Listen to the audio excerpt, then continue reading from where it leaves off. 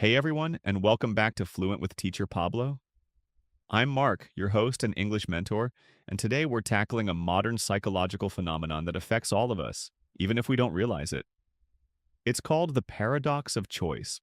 This is such a relatable topic, Mark. I mean, think about how long it takes just to choose a series on Netflix. So many options. And still, we end up watching the same thing. Or worse, nothing at all. Exactly. On today's episode, we'll explore why more options can sometimes lead to more stress, not more satisfaction, and what this means for how we make decisions in daily life, relationships, shopping, and even career paths. So, Mark, what exactly do we mean when we say the paradox of choice? It's a term made popular by psychologist Barry Schwartz. He argued that while freedom of choice is important, having too many options can lead to anxiety, self-doubt, and even regret. So, in theory, more choices should make us happier. But in reality, it often overwhelms us. Exactly. That's the paradox. We want options, yet we struggle to choose. And once we do, we often wonder, was this the right decision? And that questioning, what we call decision fatigue, can be exhausting. Let's look at some examples. Imagine you walk into a coffee shop that has 50 drink options. What happens? I get stressed, I overthink, I compare, and I usually just go with a regular cappuccino. Right? When faced with too many choices, we often either go back to what we know or avoid choosing altogether.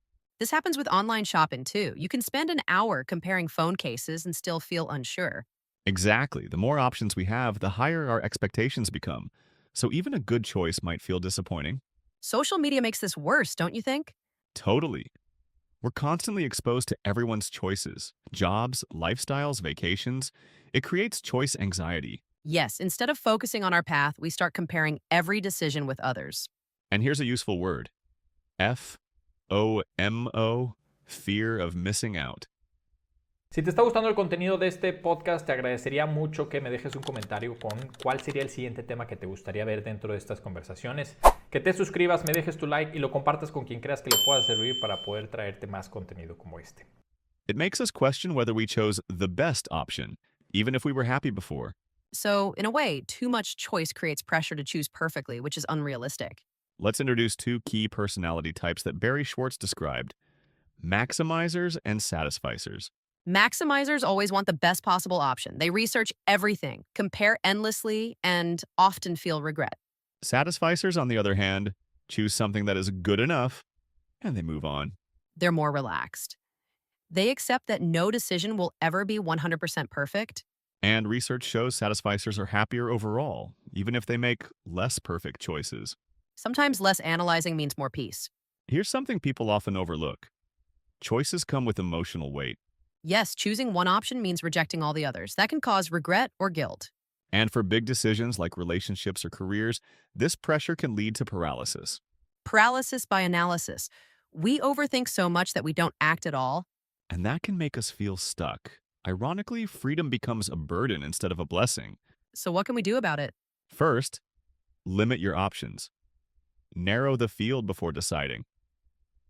Second, set a time limit. If it takes you more than 10 minutes to choose lunch, you're probably overthinking. I like that. Also, decide your criteria in advance. Ask yourself, what actually matters to me here? Exactly, and most importantly, accept imperfection. No decision is ever guaranteed to be perfect. Sometimes choosing something is better than choosing nothing. Let's connect this to English learners. There are thousands of resources out there: apps, podcasts, books. It's easy to get overwhelmed. Yes, many students jump from one course to another looking for the perfect method. But that's the paradox again. Instead of improving, they hesitate or quit. So, my advice, choose one method, one teacher, and stick with it for a few months. Progress comes from consistency, not endless searching. So, to wrap things up, choice is good, but too much choice can make us miserable. Yes, the key is not to eliminate choices, but to simplify and trust ourselves more. Make your decisions with intention, and once you choose, commit. Exactly. Don't aim for perfection. Aim for peace. Thanks for joining us today. As always, check out the vocabulary list in the show notes and practice using these phrases in your daily English conversations. Until next time, choose wisely, speak bravely, and stay fluent.